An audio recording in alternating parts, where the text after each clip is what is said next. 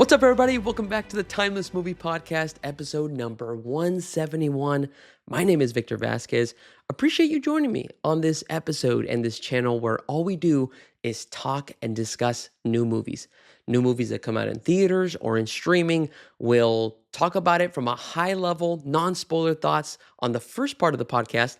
And then on the second half of the podcast, we go into spoilers. We start talking about our favorite scenes, favorite performances, and then we wrap it all up by deciding, after watching this movie once, is it timeless? Is it something that we can see ourselves rewatching in the future various different times? Now, on the last episode of the Timeless Movie Podcast, which you can listen on Spotify, YouTube, and Apple Podcast, I ended up going solo and talking about what are going to be the best movies of 2026. But it's not a top 10 list. No, I went down every single month, January through December of 2026, for all of the movies that have so far been announced, and I try to decide which movie is going to be my favorite for every single month. Is it ridiculous? Yes. Am I going to get a lot of the guesses right?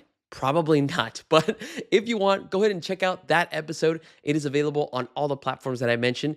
And in the comments, let me know, do you agree with some of the choices that I made? What month are you most excited about for 2026?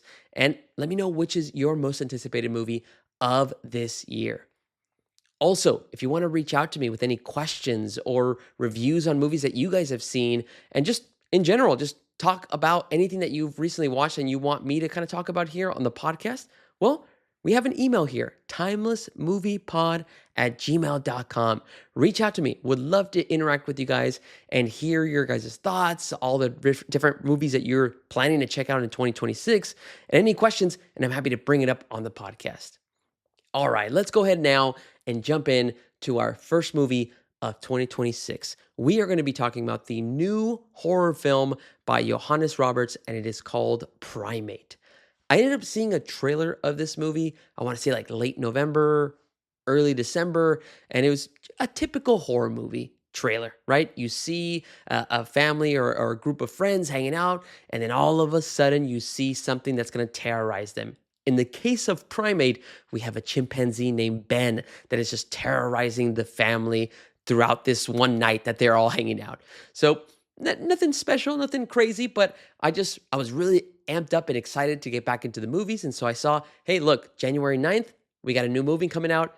Let me go back to AMC and start the new year right. And so now that I got to check it out, let's go ahead now and move over to the non-spoiler section. That way we can talk a little bit more high-level thoughts on Primate. Okay, Primate is directed by Johannes Roberts.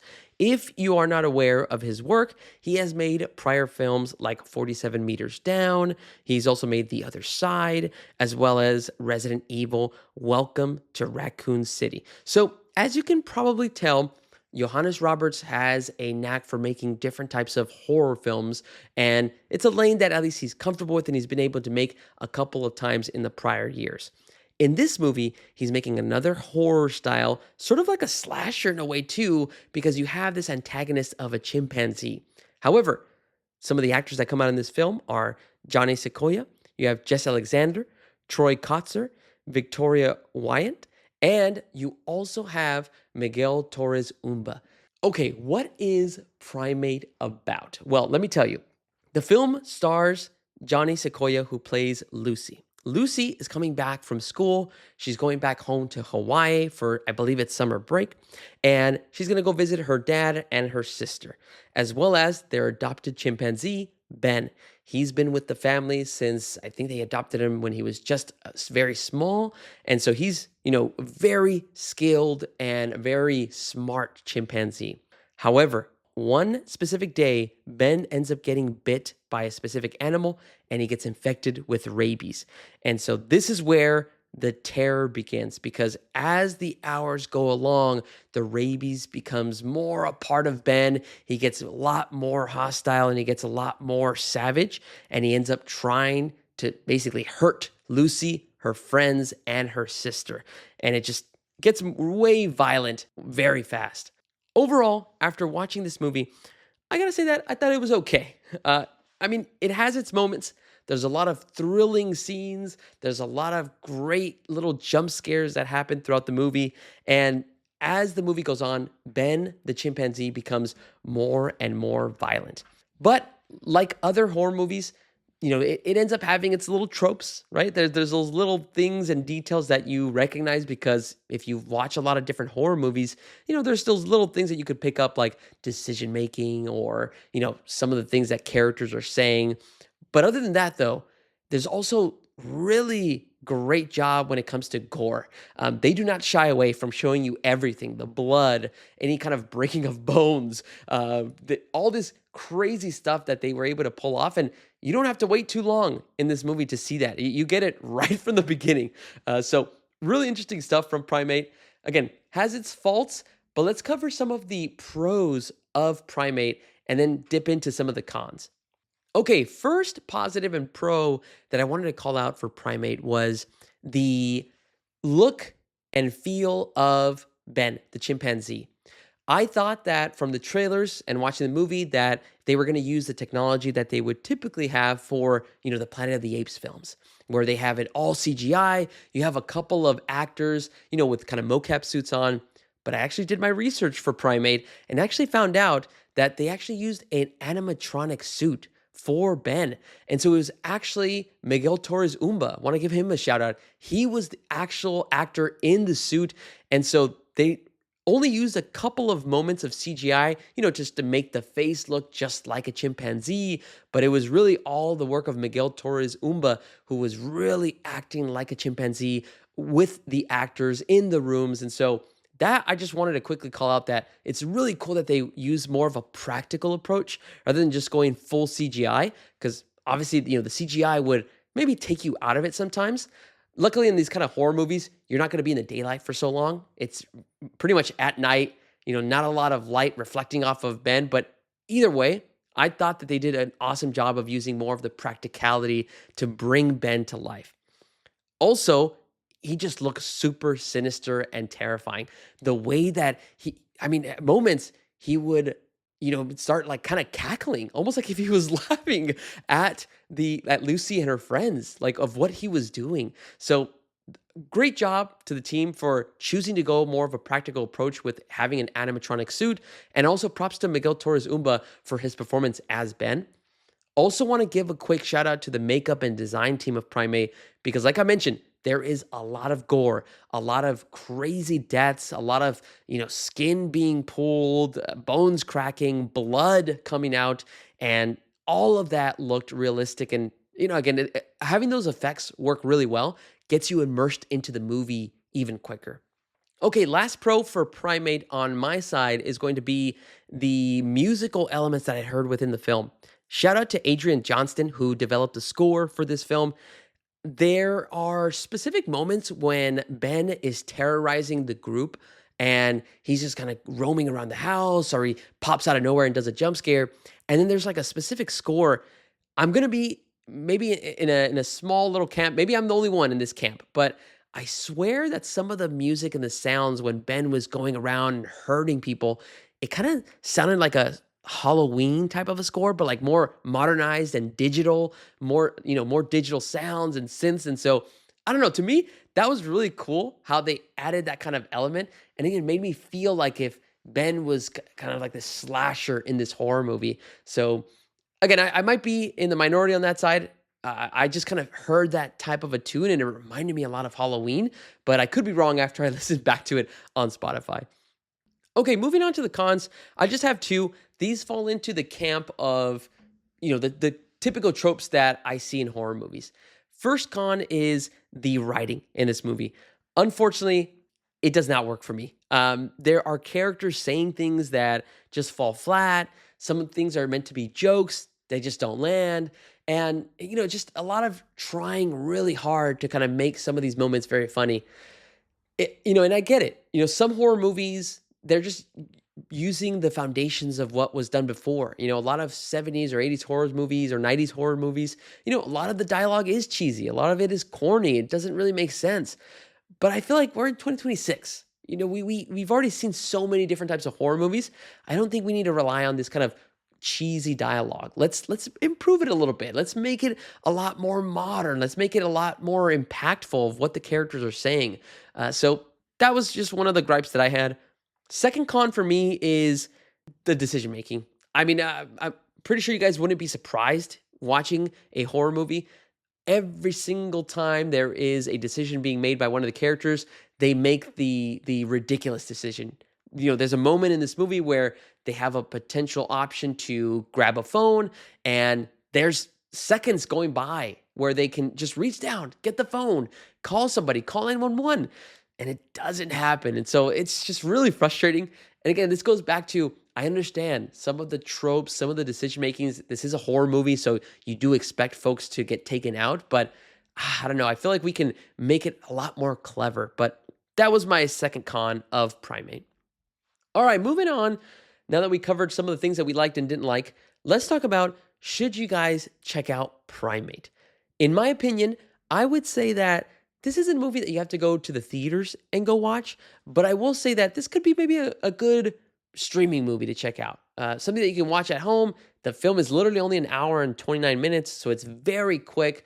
And if you're really into like gory and a lot of horror stuff, this might be down your alley. But again, that's going to be my recommendation. If you check it out, maybe just check this one out on streaming. But again, it's not a must watch, like you have to get it on VOD right now. All right, those are all of my thoughts on Primate from a non-spoiler perspective. Let's jump into the spoiler section. That way we can talk a little bit more about some of the crazy deaths that Ben did and also decide if it's timeless. But before we do that, I'm going to give you guys a little bit of a break because I don't want to spoil anything. So if you don't want to get this movie spoiled, please jump out of the podcast now, watch the movie, then come back and feel free, comment in the specific section that you guys might be listening to on Apple Podcast or on Spotify or YouTube. Feel free to just leave a comment and let me know if you agree or disagree with some of the thoughts that I brought up about this movie. All right, hopefully that gives you enough time to jump out because we're going to start spoilers right now with this question, the most important question of this podcast, and the first time we're going to ask it in 2026. Is Primate timeless? Is it something that I can see myself rewatching in the future? In my personal opinion, I am going to say that Primate is not a timeless movie. Again, there's some good moments. There's things that I enjoy about, seeing Ben be a practical type of thing that they brought to life, seeing some of the elements in regards to nobody being safe, and again, some of the musical elements and even the makeup. But it's the tropes that keeps me from wanting to watch this movie again. It falls down the same holes of just not very good dialogue and decisions that are being made by characters. It's just, again, that really takes me away. And especially because I've seen horror movies that have tried to change that a little bit. Again, I'm going to give some examples. Weapons last year is, I think, to me, the definition of a modern horror story where there's nothing cheesy about it. There's a non-linear fashion of how it's being told, and you're just completely enthralled with what is going on screen. That's, I think, kind of the direction that I would want more horror movies to go, rather than to go backwards, go to more of like a cheesy kind of a style. But again, that's my preference. That's just my opinion. Maybe you have something different. So if you like more of those cheesy horror movies, more power to you. I would totally respect that kind of a feeling of wanting to watch that style of horror. All right, it is not a timeless movie for me. However, I still want to highlight some of the crazy gore and deaths that occurred in Primate. So I made a list of the 5 crazy deaths that Ben was causing, and let's run through them now that we can spoil stuff. First one that was crazy, and I guess I'm kind of not going in chronological order, but it'll make sense if you've watched the movie. So first one that I want to call out is there is a moment in the beginning of the movie where Ben already has gotten bit. Rabies is starting to rage through his body. And there's a specific individual that comes into his cage where he lives. And he's looking to give him a shot. That way he can kind of get rid of whatever he has. I think it was like an antibiotic shot. And then all of a sudden he ends up pulling this man into his cage. And then at one moment the individual's face comes out. And Ben grabs his face and pulls his face off. You literally see skin come off of his face.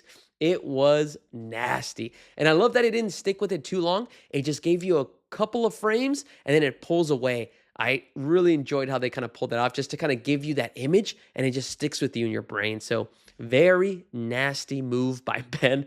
Second one that was crazy was there was a character in the movie named Nick. He was trying to actually push Ben off of a cliff. This is already at a point where Ben is going crazy. He's terrorizing Lucy and her friends. And Nick sees an opportunity. Ben is on the cliff, on the edge of one, and Nick ends up trying to go push him. And Ben, too smart for Nick, he ends up getting out of the way and he actually pushes Nick off of the cliff and he falls, I want to say maybe like 100 feet.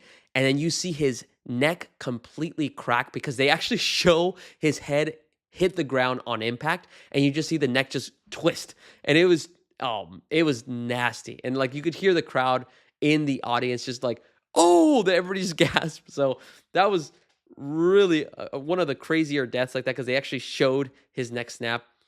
Third gory moment from Ben is a situation that he has with his character named Drew. Drew within the movie, he was like this kind of douchey guy. He had a lot of like, quick little quips that he was trying to throw, trying to be funny. And he then has an encounter with Ben. And in this situation, he's in Lucy's room, and then Ben just gets on top of Drew, holding his hands down. It's a very weird interaction. It makes you feel a little awkward. And then all of a sudden, Drew is just nonstop talking. And what does Ben do? He grabs his jaw and he pulls his jaw off of his face. And then he even gets the jaw, and Ben starts kind of, mimicking like if he's talking with the jaw because of all the talk that Drew did.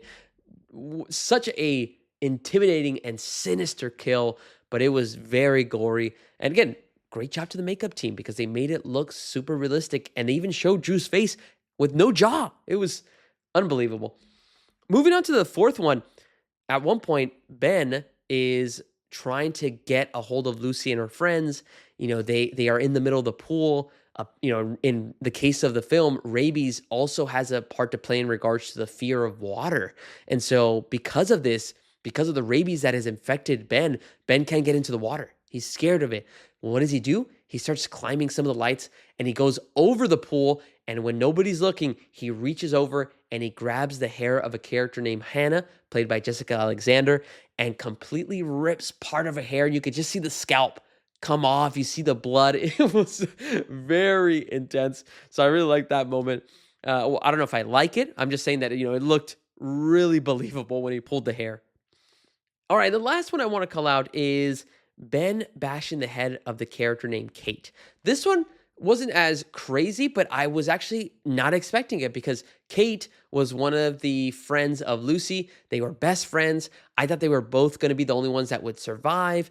And instead, at one point, Kate falls down the stairs. Ben gets a rock and he completely just smashes in Kate's head right in front of Lucy. And so very intense stuff. This one is more of the shock value. I didn't expect her to get taken out. So it kind of caught me off guard. But yeah, that was the 5 gory moments and deaths that happened in Primate that I wanted to call out that I thought were, again, just really well done or just caught me off guard. All right, last thing I want to call out is, when I started thinking after I watched this movie it wasn't the best movie, but what was interesting is that it's probably one of the first movies in a while that we've gotten where the antagonist is an actual animal. It is not some other kind of human, a demonic being, something supernatural. No, it's an animal and taken over not by something evil, but just by an infection of rabies. And so I started to think, what are some of the other top movies where an animal is the antagonist? First one that came to my mind, it's got to be Jaws, right? Jaws is I think the epitome and the best movie where an animal or something that just terrorizes everybody. And I feel like Jaws not only terrorized people that watched the movie, but even the culture. Like we're all scared of going into deep waters, not knowing that could a shark be down there? Other thing that came up to my mind was Anaconda, not the newest film with Jack Black and Paul Rudd. I'm talking about the one from 1997 with Jennifer Lopez and Ice Cube and Jon Voight. That one also was a great movie where the anaconda snake is the villain and taking everybody out. So what do you guys think? Are there any good examples of movies that you guys have enjoyed where the villain is an animal? Does Ben become a part of this list? I don't think he tops Anaconda or Jaws, but let me know. Any other examples that you guys have on top of your mind? Put it down in the comments or send me an email as well. All right, everybody, those are all of my thoughts on Primate. Again, I had an okay time, but would love to hear your guys' thoughts and opinions on this movie. So if you have checked out Primate, leave your comment down below. Let me know what you thought. Let me know what your favorite scene was. Did you enjoy the gore? And more importantly, did you think it was timeless? All right, everybody. Appreciate all of you sticking around and listening to this episode. My name is Victor Vasquez. This has been episode number 171 of the Timeless Movie Podcast. Make sure to check out our next episode as we're going to cover a new film, a big one, and it is going to be 28 years later, The Bone Temple. We have an immediate follow-up to 28 years later that just came out a couple months ago. And so I'm really excited to see how this one will play out. Make sure you're subscribed and you're following the Timeless Movie Podcast. That way you know when that episode is available. All right, everybody.